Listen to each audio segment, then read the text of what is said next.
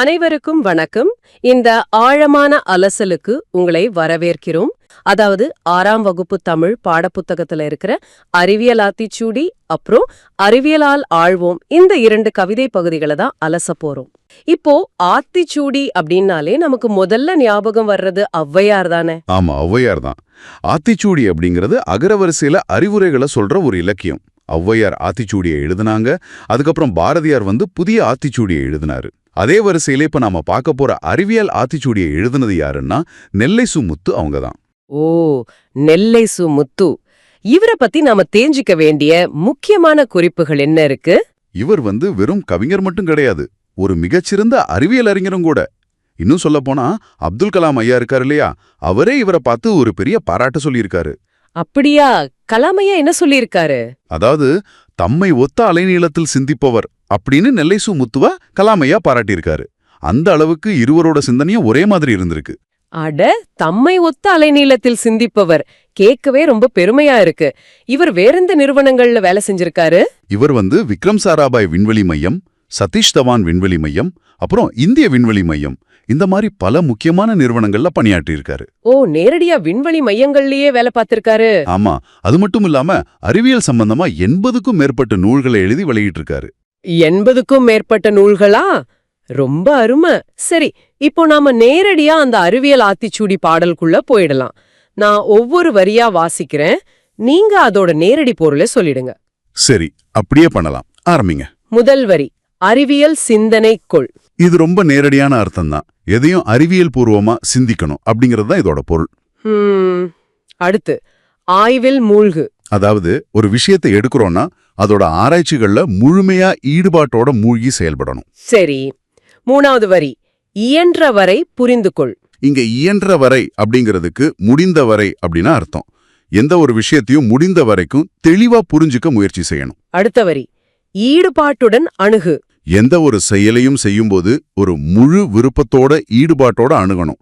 இங்க அணுகு அப்படிங்கிற சொல்லுக்கு எதிர்ச்சொல் என்னன்னா விலகு அப்படிங்கிறது தான். ஓ, அணுகு அதோட எதிர்ச்சொல் விலகு. சரி, அடுத்த வரி உண்மை கண்டறி. உண்மையான தகவல்களை நாமே ஆராய்ந்து கண்டறியணும். இதுல உண்மை அப்படிங்கறதோட எதிர்ச்சொல் பொய்மை. அடுத்து, ஊக்கம் வெற்றி தரும். எப்பவுமே நம்மளோட முயற்சியும் ஊக்கமும் தான் நமக்கு வெற்றியை தேடித்தரும். ஊக்கம் அப்படிங்கிற சொல்லோட எதிர்ச்சொல் சோர்வு. ஊக்கம் எதிர்ச்சொல் சோர்வு. புரிஞ்சது. அடுத்தது, என்றும் அறிவியலே வெல்லும். எந்த காலமா இருந்தாலும் சரி, அறிவியல் பூர்வமான உண்மைகள் மட்டும்தான் என்னைக்குமே வெற்றி பெறும். கண்டிப்பா. அடுத்த வரி ஏன் என்று கேள். எதையும் அப்படியே கண்மூடித்தனமா ஏத்துக்க கூடாது. இது ஏன் நடக்குது, எப்படி நடக்குதுன்னு காரணத்தை கேள்வி கேட்கணும். சரி, அடுத்த வரி, ஐயம் தெளிந்து சொல். இதுல ஐயம் அப்படிங்கிறதுக்கு சந்தேகம்னு அர்த்தம். அதோட எதிர்ச்சொல் தெளிவு. நம்ம சந்தேகங்களை முதல்ல போக்கிக்கிட்டு அதுக்கப்புறம் எந்த ஒரு விஷயத்தையும் தெளிவா மத்தவங்களுக்கு சொல்லணும். தெளிவா பேசணும். அடுத்தது, ஒருமித்து செயல்படு. ஒருமித்து அப்படின்னா ஒன்றுபட்டு அப்படின்னு பொருள். எல்லாருக்கூடையும் ஒற்றுமையா ஒன்றுபட்டு செயல்படணும். சரி, அடுத்த வரி, ஓய்வற உழை. எந்த ஒரு நல்ல காரியத்துக்கும் ஓய்வுங்கிறதே இல்லாம தொடர்ந்து உழைச்சுக்கிட்டே இருக்கணும். கடைசி வரைக்கும் வந்துட்டோம். ஔடதமாம் அனுபவம். இங்க ஔடதம் அப்படின்னா மருந்து அப்படின்னு அர்த்தம். நம்ம வாழ்க்கையில கிடைக்கிற அனுபவங்கள் தான் நமக்கு ஒரு சிறந்த மருந்தா வழிகாட்டியா அமையும் அப்படிங்கிறது தான் இதோட பொருள். ரொம்ப அருமையா நேரடியா விளக்குனீங்க. இப்போ நாம அடுத்த பகுதியான அறிவியலால் ஆழ்வோம் அப்படிங்கிற 2வது கவிதை பகுதிக்கு போயிடலாம். இதோட வரிகளையும் நான் வாசிக்கிறேன், நீங்க நேரடியான தகவல்களை மட்டும் பகிருங்க. கண்டிப்பா, வாசியுங்கள். முதல் பகுதி, ஆழக்கடலின் அடியில் மூழ்கி ஆய்வுகள் செய்து பார்க்கின்றான், நீலவானின் மேலே பறந்து நிலவில் வாழ நினைக்கின்றான். அதாவது மனிதன் கடலோட மிக ஆழமான பகுதிக்கு சென்றும் ஆய்வுகள் செய்யறான். அதே போல நீலவானத்துக்கு மேல பறந்து போய் நிலவிலேயே வாழ்றதுக்கான ஆய்வுகளையும் பண்ணிக்கிட்டு இருக்கான். ஓ, கடலுக்கும் போறான், நிலவுக்கும் போறான். சரி, அடுத்த வரி, செயற்கைக்கோளை விண்ணில் ஏவி செய்தி தொடர்பில் சிறக்கின்றான், இயற்கை வளமும் புயலும் மழையும் எங்கே என்று உரைக்கின்றான். மனிதன் விண்ணில செயற்கைக்கோள்களை செலுத்தி செய்தி தொடர்புல ரொம்ப சிறந்து வழங்குறான். அது மட்டும் இல்லாம இயற்கை வளங்கள் எங்க இருக்கு, புயல் மழை எப்போ வரும் அப்படிங்கறதெல்லாம் முன்கூட்டியே கண்டறிந்து சொல்றான். வானிலை அறிக்கை எல்லாமே இதுல அடங்கிடும். அடுத்த வரி, எலும்பும் தசையும் இல்லாத இயங்கும் எந்திர மனிதனை படைக்கின்றான். இணைய வலைப்பின்னல் மூலம் உலகை உள்ளங்கையில் கொடுக்கின்றான். எலும்பு தசை எதுவும் இல்லாம தானே இயங்கக்கூடிய எந்திர மனிதனை, அதாவது ரோபோட்ட மனிதன் உருவாக்கியிருக்கான். அப்புறம் இணைய வலைப்பின்னல் மூலமா இந்த உலகம் முழுவதையுமே நம்ம உள்ளங்கையில கொண்டு வந்துட்டோம். ரொம்ப உண்மை. அடுத்த வரி, உறுப்பை மாற்றும் மருத்துவம் கண்டு உடலும் உயிரும் காக்கின்றான். அணுவை பிளந்து ஆற்றலை எடுத்து அனைத்தும் செய்து பார்க்கின்றான். மனித உடல்ல படுதான உறுப்புகள் எல்லாம் மாற்றக்கூடிய நவீன மருத்துவம் மூலமா உயிரை காக்குறான். அது மட்டும் இல்லாம அணுவை பிளந்து அதிலிருந்து வர்ற ஆற்றலை எடுத்து தனக்கு தேவையான எல்லா விஷயங்களையும் செஞ்சு பார்க்கறான். அடுத்தது கடைசி வரி, நாளை மனிதன் கோள்களிலெல்லாம் நகரம் அமைத்து வாழ்ந்திடுவான். வேலைதோறும் பயணம் செய்ய விண்வெளி பாதை அமைத்திடுவான். எதிர்காலத்துல மனிதன் விண்வெளியில இருக்கிற மத்த கோள்களுக்கு போய் அங்க நகரங்களை அமைத்து வாழ்வான். அங்க அடிக்கடி சென்று வர்றதுக்காக விண்வெளியிலேயே பாதைகளையும் அமைப்பான். அப்படிங்கிறது தான் இதோட பொருள். சூப்பர். இதோட இந்த பாடல் முடியுது. ஆனா இதுக்கு கீழே பாரதியாரோட ஒரு முக்கியமான பாடல் வரி கொடுக்கப்பட்டிருக்கு. வானை அளப்போன், கடல் மீனை அளப்போம், சந்திரமண்டலத்தியல் கண்டு தெளிவோம், சந்தித்திருப்பெருக்கும் சாத்திரம் கற்போம். ஆமா, இது ரொம்ப முக்கியமான வரி.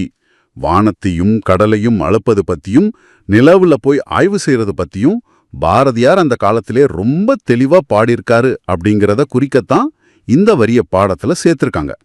அட, ரொம்ப சிறப்பான பதிவு. இப்ப பாடத்தோட கருத்துக்களை முழுமையா பார்த்துட்டோம். அடுத்து ஒரு முக்கியமான பகுதிக்கு வரப்போறோம். இப்ப பார்க்க போறோம். நான் கேள்வியை கேட்பேன், நீங்க ஒற்றை சொல்லல விடை சொல்லணும். தயாரா? கண்டிப்பா தயார். ஆரம்பிக்கலாம். ஆத்திச்சூடியை எழுதியவர் யார்? ஔவையார். புதிய ஆத்திச்சூடியை எழுதியவர் யார்? பாரதியார். அறிவியல் ஆத்திச்சூடியை எழுதியவர் யார்? நெல்லை சு. முத்து. நெல்லை சு. முத்துவை பாராட்டியவர் யார்? அப்துல் கலாம். கலாம் எவ்வாறு பாராட்டினார்? தம்மை ஒத்த அலைநிலத்தில் சிந்திப்பவர். நெல்லை சு. முத்து பணியாற்றிய நிறுவனங்கள் எவை? விக்ரம் சாராபாய், சதீஷ் தவான் மற்றும் இந்திய விண்வெளி மையம். நெல்லை சு. முத்து எத்தனை நூல்களை எழுதியுள்ளார்? 80க்கும் மேற்பட்டவை. இயன்றவரை என்பதன் பொருள் என்ன? முடிந்தவரை. ஒருமித்து என்பதன் பொருள் என்ன? ஒன்றுபட்டு. ஔடதம் என்பதன் பொருள் என்ன? மருந்து. உடல் நோய்க்கு தேவையானது எது? ஔடதம். நண்பர்களுடன் எவ்வாறு விளையாட வேண்டும்? ஒருமித்து. கண்டறி என்பதை பிரித்து எழுதினால்? கண்டு கூட்டல் அறி. ஓய்வற என்பதை பிரித்து எழுதினால்? ஓய்வு கூட்டல் அற. ஏன் கூட்டல் என்று என்பதை சேர்த்து எழுதினால்? ஏனென்று. ஔடதம் கூட்டல் ஆம் என்பதை சேர்த்து எழுதினால்? ஔடதமாம். அணுகு என்பதன் எதிர்ச்சொல்? விலகு. ஐயம் என்பதன் எதிர்ச்சொல்? தெளிவு. ஊக்கம் என்பதன் எதிர்ச்சொல்? சோர்வு. உண்மை என்பதன் எதிர்ச்சொல்? பொய்மை. அறிவியல் ஆத்திச்சூடியில் எந்த சிந்தனை கொள்ள வேண்டும்? அறிவியல் சிந்தனை. எதில் மூழ்க வேண்டும்? ஆய்வில். எதனுடன் அணுக வேண்டும்? ஈடுபாட்டுடன்.